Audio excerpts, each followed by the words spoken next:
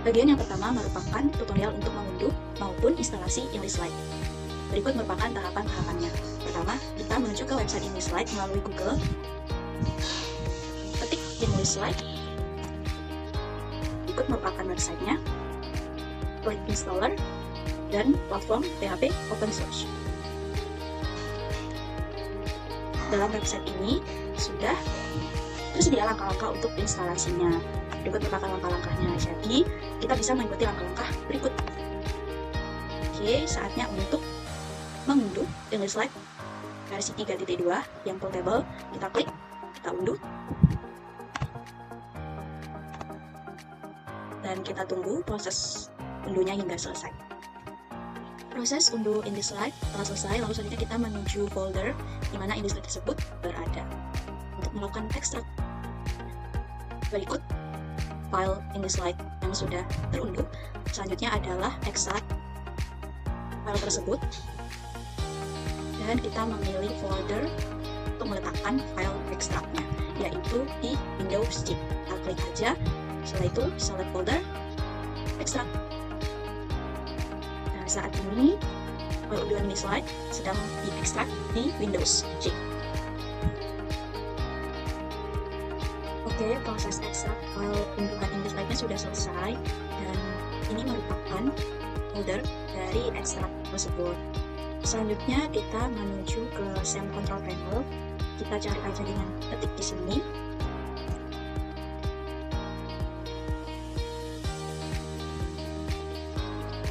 Oke, ternyata ini masih merupakan SAM yang versi 3.0 atau merupakan bukan dari SAM InDesign tersebut. Jadi kita harus mengaktifkan ini. Hal itu terjadi karena sebelumnya sudah terburuk SAM. Jadi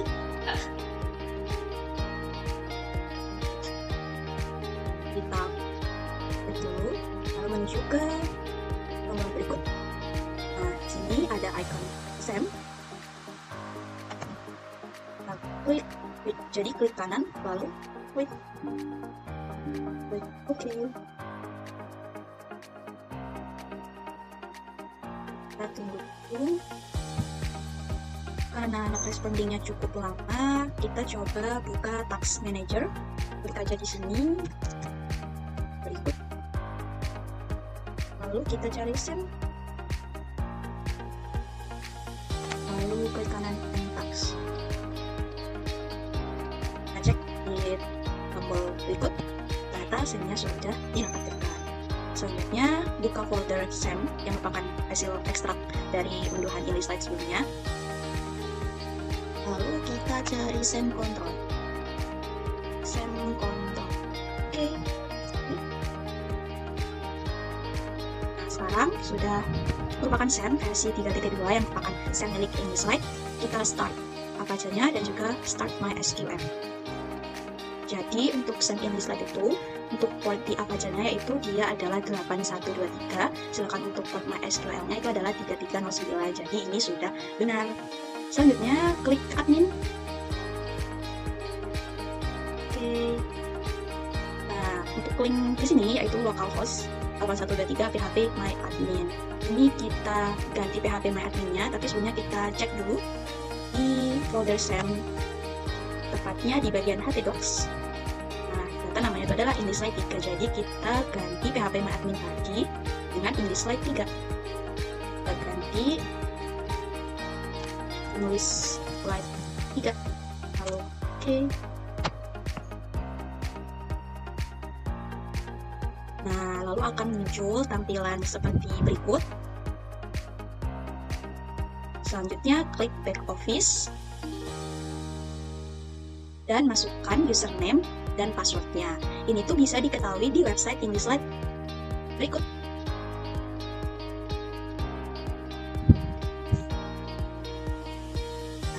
Jadi ini adalah username atau passwordnya. Jadi username-nya adalah InDesign, passwordnya adalah InDesign sama dengan kita masukkan InDesign. Lalu username passwordnya InDesign sama dengan oke, lalu sign in.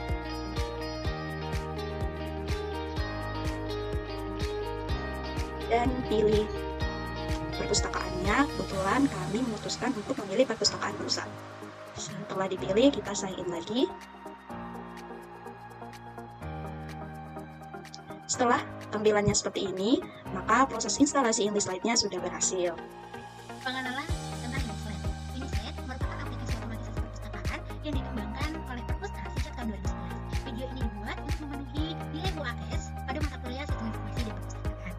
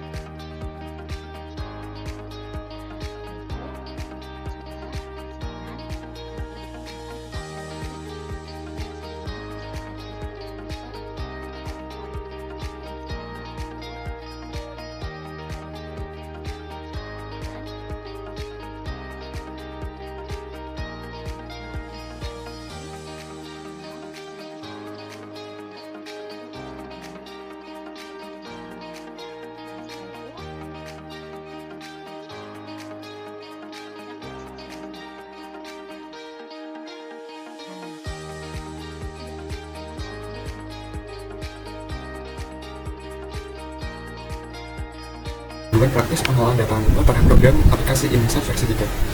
Kegiatan pengolahan data anggota adalah bagian dari pelayanan perpustakaan koleksi yang telah diadakan dan diolah tentunya akan dimanfaatkan oleh anggota perpustakaan, baik baca di tempat maupun pinjam di maupun.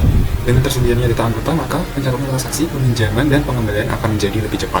Pada program aplikasi ini, kegiatannya ada beberapa, yaitu entry data anggota, penentuan jenis anggota, penentuan privasi keanggotaan, penentuan lokasi pinjam koleksi, penentuan kategori koleksi yang boleh dipinjam, pencetakan kartu anggota, dan perpanjangan masa pendaftar kartu anggota. Langkah selanjutnya yaitu kita masuk ke back office pada InDesign. Di sini kita input username dan password, yaitu InDesign. Untuk passwordnya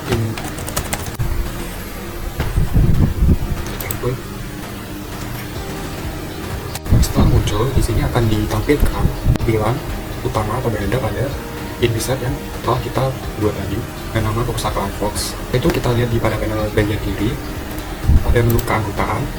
Setelah itu, di sini ada beberapa opsi pilihan, yaitu entry anggota, daftar anggota, import data dari Excel, daftar sumbangan, daftar perpanjangan, dan jam anggota.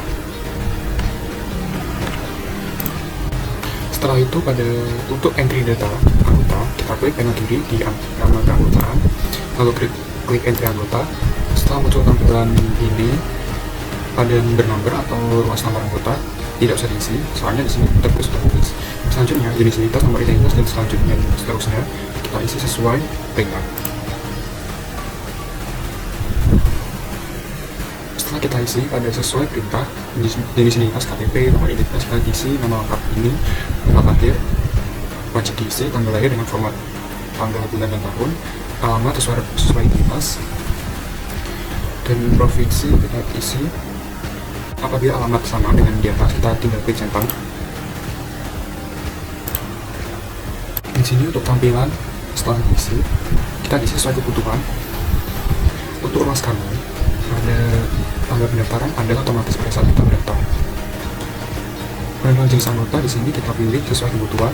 Di sini saya klik umum, dikarenakan kita jadinya perpustakaan umum. Langkah selanjutnya yaitu aplikasi anggota. Seorang anggota dapat melakukan transaksi peminjaman koleksi apabila status anggotanya telah diaktifkan. Nah, untuk mengaktifkannya yaitu kita pilih pada status anggota. Kita klik pilih status anggota, kita pilih opsi aktif. Untuk penentuan lokasi pinjam koleksi, di sini ada tampilan lokasi pinjaman. Kita pilih sesuai kebutuhan. Pengelolaan perpustakaan yang memiliki cabang di beberapa tempat seperti perpustakaan fakultas di perguruan tinggi memungkinkan untuk mengatur agar seseorang pemustaka boleh atau tidaknya pinjam koleksi di perpustakaan cabang tersebut. Dan penentuan koleksi pinjam ini dilakukan secara langsung dengan mengklik cek kotak yang ada di sini. Kita klik perpustakaan. Selanjutnya penentuan kategori koleksi dapat dipinjam.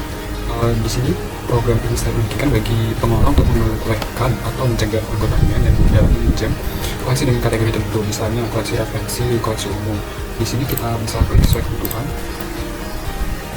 Di sini ada beberapa kotak, yaitu koleksi umum dan koleksi referensi. Penentuan kategori koleksi dapat dipinjam juga dapat dilakukan secara otomatis ketika jenis anggota dipilih. Kita klik, misal kita klik koleksi referensi. Jadi nantinya anggota tersebut hanya bisa meminjam pada koleksi referensi saja. Selanjutnya menambahkan foto anggota. Di sini kita klik foto anggota. Di sini ada dua cara, yaitu menambahkan foto secara langsung dan menambahkan foto dari perangkat. Untuk langkah pertama, kita bisa langsung mengambil foto di website. Kita klik ambil foto. Setelah itu, apabila sudah cocok, kita klik simpan foto.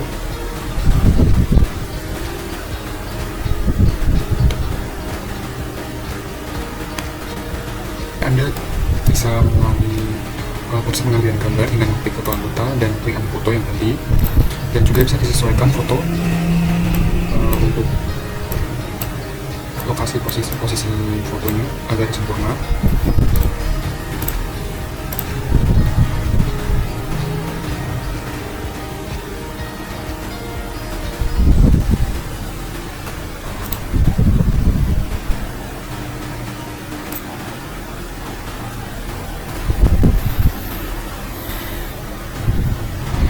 Langkah kedua yaitu cara unggah file foto digital.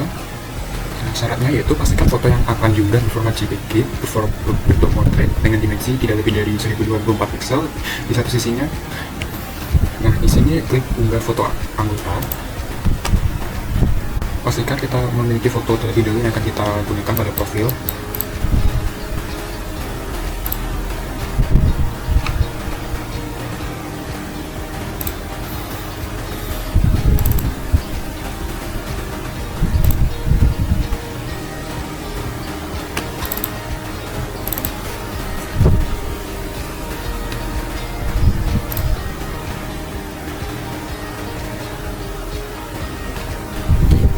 Setelah itu kita klik open, kita klik email,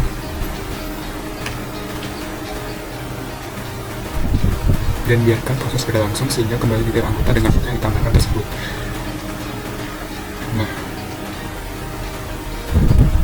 foto anggota hasil foto tadi perlu disesuaikan ukurannya agar tampil profesional pada kartu anggota. Penyesuaiannya dapat dilakukan pada berikut, yaitu kita klik sesuaikan foto.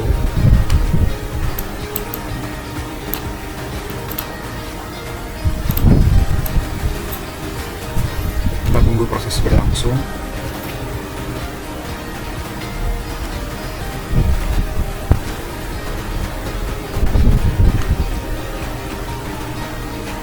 Setelah selesai, kita klik simpan.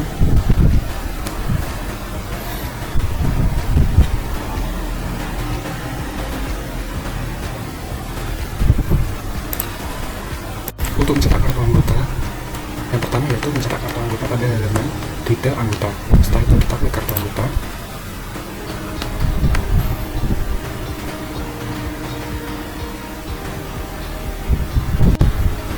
Di sini akan turun dokumen PDF yang berisi gambar kartu anggota berukuran kartu ATM yang bisa dicetak ke printer kartu seperti di sini. Kita klik save.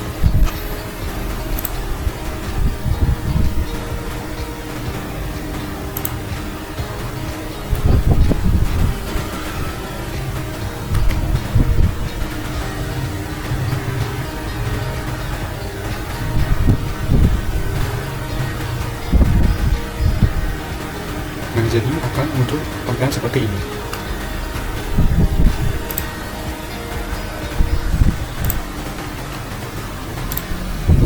Untuk selanjutnya yaitu mencetak kartu anggota untuk beberapa, yaitu dari daftar anggota di sini kita klik cetak satu-satu. Setelah itu pada aksi kita klik cetak kartu anggota. Nah, di sini ada beberapa opsi pilihan. Kalian bisa memilih cetak kartu anggota terpilih satuan dan juga bisa cetak standar A4. Untuk cetak anggota terpilih yaitu untuk yang tadi. Nah, dan selanjutnya standar A4 kita klik proses.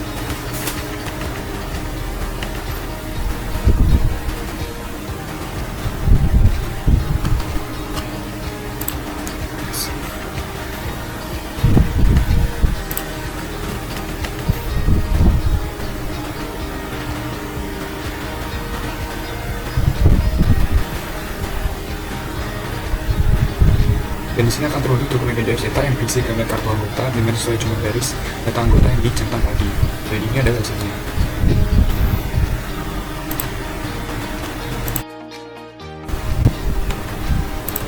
Selanjutnya adalah memperpanjang masa berlaku keanggotaan. Langkah-langkahnya adalah pada panel kiri, modul back office, klik menu keanggotaan. Setelah itu kita klik daftar perpanjangan.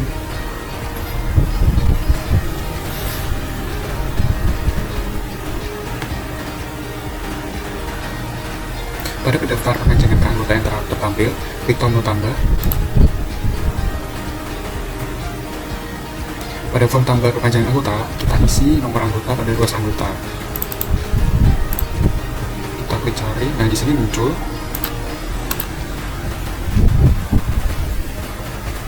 Akan tampil form perpanjangan keanggotaan yang dilengkapi jenis anggota, masa berlaku anggota saat ini, dan tanggal berakhir setelah perpanjangan keanggotaan. Di sini jenis anggota dapat dirubah apabila diperlukan. Tanggal berakhir akan terisi otomatis sesuai pengaturan masa berlaku anggota yang telah ditentukan.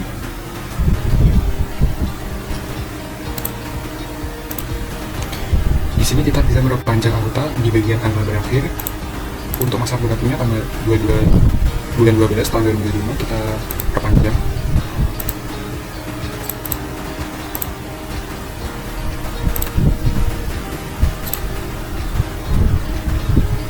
Setelah itu klik simpan.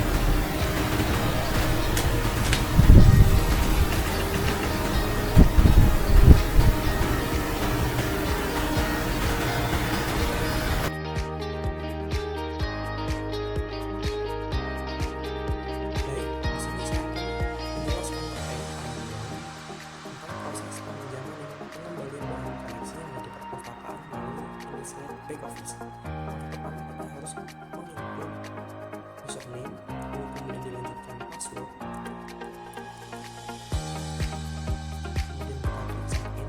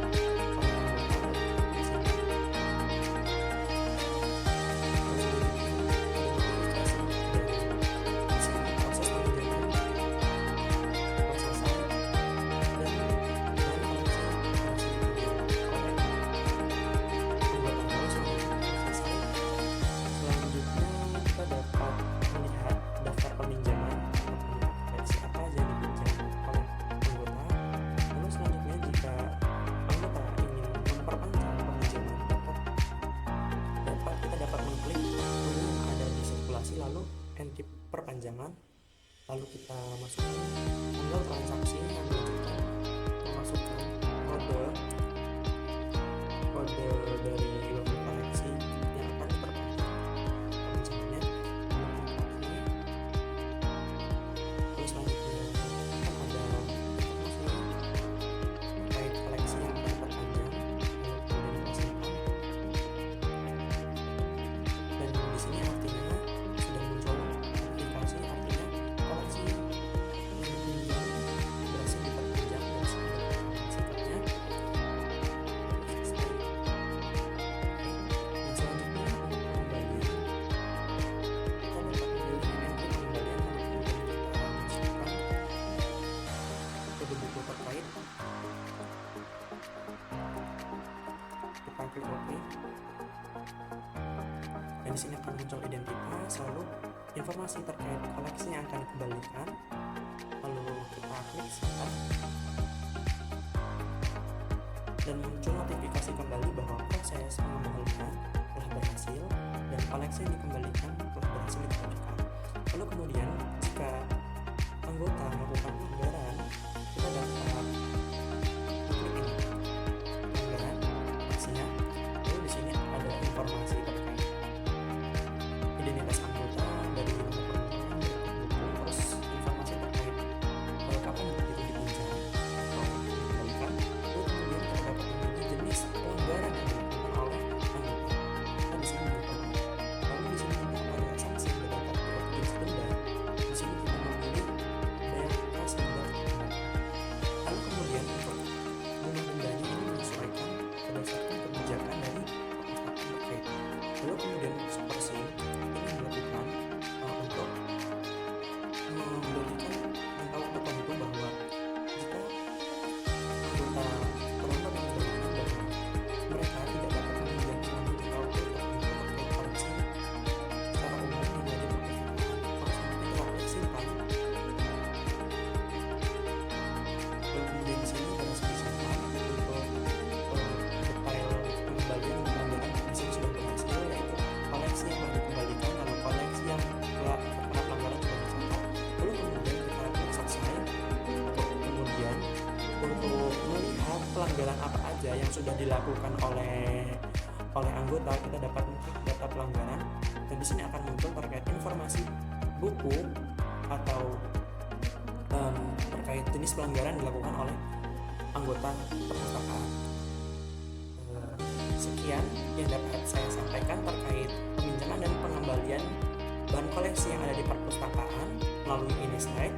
Sekian dan terima kasih.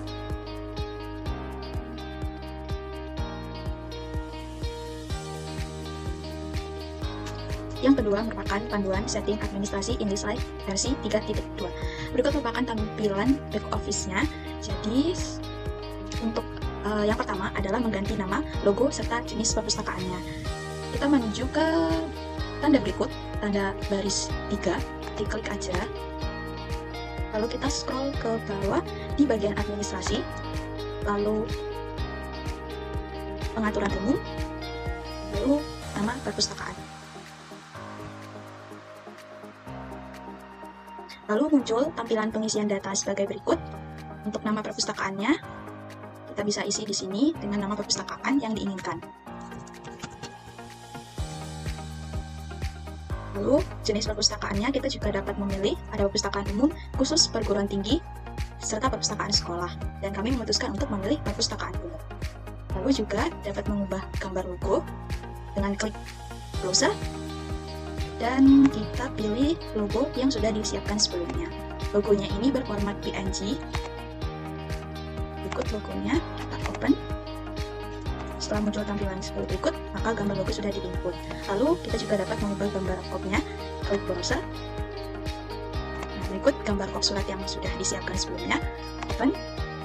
Nah, setelah semua luas terisi, yaitu nama perpustakaan, jenis perpustakaan, gambar logonya, serta gambar kodenya, maka ini sudah dapat disimpan. Simpannya ada di sebelah kiri atas. Simpan. Ini sudah berganti namanya, perpustakaan Fox, perpustakaan pusat, namun logonya masih belum berganti. Ketika mengubah logo perpustakaan, namun di pojok kiri berikut, logonya tidak berubah, maka berikut cara yang dapat dilakukan. Klik titik 3 di pojok kanan atas, lalu pilih history, klik lagi history, nah, lalu klik delete browsing data. Terus uncheck list yang browsing history, uncheck list juga cookies and other site datanya, dan tetap centang untuk yang change image and files, lalu delete data. Kita bisa close tab-nya dan refresh back office in list light versi 3.2. Dan berikut logonya sudah terganti. Setting administrasi selanjutnya adalah pengaturan penampilan luas-luas data anggota sesuai jenis perpustakaan. Pengaturan ini dimaksudkan untuk memilih luas-luas data anggota sesuai kebutuhan, karena tidak semua jenis perpustakaan itu membutuhkan luas-luas tertentu pada data anggotanya. Berikut merupakan tahapannya. Masih di menu yang sama dengan sebelumnya, kita klik aja baris 3 berikut, lalu scroll ke bawah, bagian administrasi, pengaturan umum,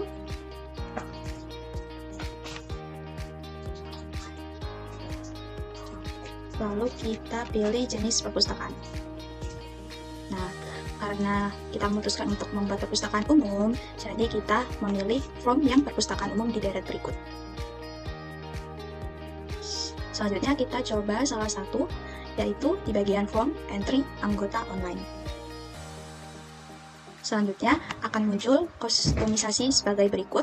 Nah, untuk data-data yang sudah otomatis tercentang di sini, ini merupakan bagian yang wajib ada. Nah, untuk bagian ini kita bisa membatalkan centangnya.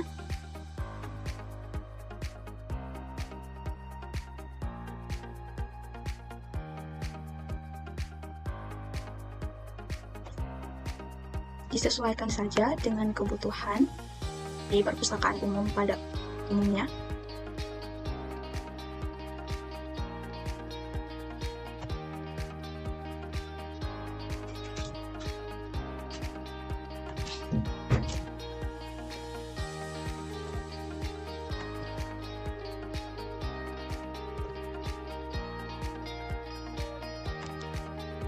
Setelah dirasa cukup, kita dapat menyimpan dengan klik di kiri atas, simpan. Maka kustomisasi entry anggota online-nya sudah selesai. Setting administrasi yang selanjutnya adalah mengganti password sendiri. Berikut merupakan tampilan layar back office-nya. Untuk mengganti password, kita bisa klik user di pojok kanan atas berikut, lalu klik ganti password, dan isi setiap ruasnya, mulai dari password lama, password baru, serta ulangi password baru tersebut. Untuk password lamanya yaitu inlist light sama dengan, dan password barunya